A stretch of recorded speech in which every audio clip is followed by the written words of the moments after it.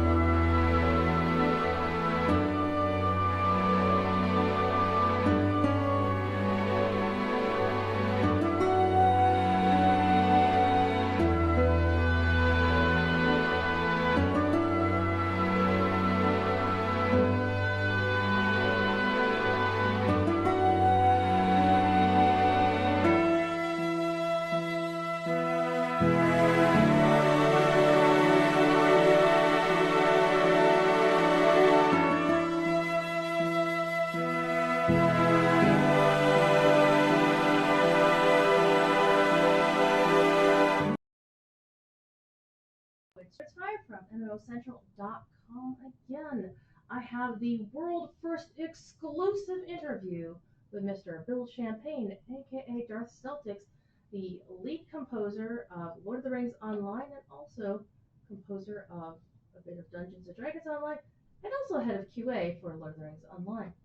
Bill, it is great to have you here for the very first time. Thank you. All right, it's good to see you. Now, firstly, a big question is how long have you been with the company? I actually started back in February of 2008, so a little over 12 years now. We were doing the Forakel update, so just before the Moria X pack. So. Awesome. So what was your path of coming to what was then Turbine to join the company? So I was pretty much a couple years out of school. And I was trying to find a way, like I had a retail job, and I was trying to find a way to use music as a career. And a composer online gave me the advice because like I wanted to do film, but I didn't want to deal with like the hectic schedule of doing a film because they work insane hours, and I just don't have that sort of makeup. But I love games. And this guy was a composer for TV and games, and he gave me advice on like how to get into the industry and stuff. And fortunately, Turbine was hiring. So I started out at the bottom, tried to work my way up, and I've been in QA now for 12 years because I do enjoy it. Like the music part is great, but I also enjoy testing the game. All right. And how now that you started out in QA and now you've just become the composer in just the past few years, how has that affected your day-to-day routine? Luckily, I have a very good team who works under me, who've been on the game for many years, so they don't need my oversight a whole lot. And like I don't hit as much backlog items as I used to. I don't see a lot of content before it goes live. Like I'll see some of the instances that I write music for, but I don't play through every quest. I test mostly items at this point. And yeah, I mean, like I don't see as much of the game, so when I actually play through it on live after it's gone live, it's kind of a nice surprise for me. Interesting. Now, we have mentioned this ourselves, in private conversation once before. Are there any bugs in the game that you purposely leave intact because the community loves them? Absolutely. In fact, the two I can think of is we have a Rainbow at Night bug, which has been in game for many years, and anytime it comes up, we just close it out because I don't want to see that bug ever fixed. The other one is a quest in Wildemore, where you rescue 3 goats, and after you turn in the quest, the goats follow you around until you log out. And it's just so adorable that I can't like bring the devs to give it any time because I don't want to see it fixed. One of the other ones that always seems to crop up is the fog bug in Forgel. Yep. That's one that we've looked at many times. I actually have a solid repro on it because I see it every time I run a BVT, and yeah, it's one of those things that we haven't gotten around to yet. I don't know if we ever will. If it's popular, I mean, maybe it should just stay. Well, I know some people like to drag it to them to other places just for atmospheric Right. screenshots and Yeah. whatnot. Okay, so on the flip side of that, what's one bug that has become the bane of your existence due to how elusive it's been to get a repro on it? The biggest one for me is the flying splashing bug. Where basically, and I mean, I know it happens. I've seen YouTube clips. It's been reported hundreds of times where the player just starts to fly through the air and splash. And it can happen if they go over water. It can happen when they go into a building, and they basically just hover until they log out. We've tried to repro it for years now, and it's never happened in house. Okay. Um, One of the other bugs that happens fairly frequently, and I keep encouraging people to send in reports about it, is the infamous drone bug that happens with certain musical notes. Yep. So, can you tell us about any progress in trying to get that in-house repro on it? We've tried, and it still hasn't happened yet. Oh, wow. It might be the kind of thing I have to pass off to an engineer who understands the code better than I do, because I'm not an engineer.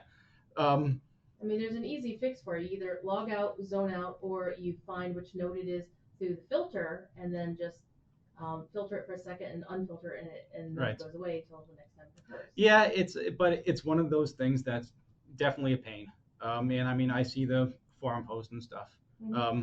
So hopefully we can get a grasp on it. We just haven't had it happen yet. So. Okay. So how did you actually become the game's composer? Since of course you started in QA, so how did you stumble into this? It's been a combination of luck and perseverance. So when I started here, my goal was always to get into sound, because that's what I love. And it turns out that when people get into the sound department, they never leave. Because, I mean, why would you? But sadly, after many, many, many layoffs in which I managed to stick around and the sound team didn't, we found ourselves with basically no one who could write music for the games. And the idea was that I could basically curate what we had. And because we had a good deal of music from many years. And I don't like reusing stuff a whole lot. So I managed to convince our design lead and art lead at the time to let me just write stuff. And they let me do the Belfast Housing Zone. And then when they saw how popular that was, they let me write for the Wastes, and I did a lot more, and then Mordor, and from update 22 on, it's been just me, providing as much as I possibly can. And at least now it's like an actual part of my job, so it's like not done on my own time, on my own dime, on my own equipment. I actually have a studio here that I can use, and it's probably 4 to 5 months of my year spent music-wise versus like 7 months testing. Gotcha. And how long have you been a composer in general? I mean, you actually play some musical instruments your own. Yeah. I started composing like when I was a kid. I had like a band, and like we wrote songs. They weren't good songs, but they were songs. And I'd say probably around the age of 12 or 13 is when I started to actually like study theory and actually start to like write music down. And yeah, by the time I got to high school, I was like writing for concert bands and orchestras, and trying to learn the ins and outs of all that stuff and how instruments work together, all that stuff. All right, and I mean the obvious gimme to who's your mentors, who's your musical influences? John Williams. Yeah. Everybody is influenced by John Williams. Cliche, but absolutely true. Yeah. Who else? That's the question. Who else have you admired whose work has influenced your own work? It's a long list. But so I like to think that I come to the game with sort of background in studying film, studying games, and studying classical. And my goal is to create something that, at the end of the day, is something that can be seen as a work of art. Um, so from film, obviously John Williams, James Horner, Hans Zimmer, Danny Elfman was a huge influence back in high school. From the world of classical, you've got Wagner, Stravinsky, Shostakovich, Tchaikovsky, and I've been trying to expand more, like Holst. There's just so many great names, Bruckner, like just a lot of names. And then from games, I mean, Nobuo Uematsu, Koji Kondo, Yasunori Mitsuda. There's been so many composers for so many games, and like I try to listen to as much as I possibly can. It's like a writer. The best writers are the ones who read voraciously and see what's out there. Okay, can you give us a brief rundown of your composition process? Like, what sort of tools do you use with your craft? So the tools, there's a lot of like I've expanded a lot in like especially since I have a studio here now. So I do all of my sequencing in Cubase 10. As for the samples, I lean heavily on Cinematic Strings 2 for my strings, as well as LA Scoring Strings 2 and Albion 1. Woodwinds is mostly Albion 1 and Berlin Winds, which is like my new favorite thing, and they're flutes and just everything. It's so good. Brass is mostly a combination of Cinebrass and Hollywood East-West Hollywood brass. And percussion is a mix of True Strike and East-West Storm Drum 2.